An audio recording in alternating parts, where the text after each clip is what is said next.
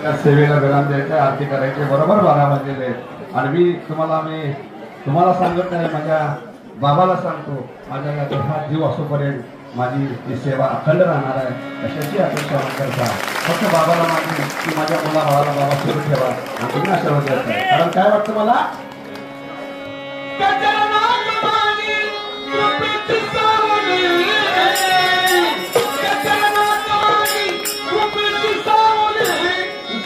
संसाराची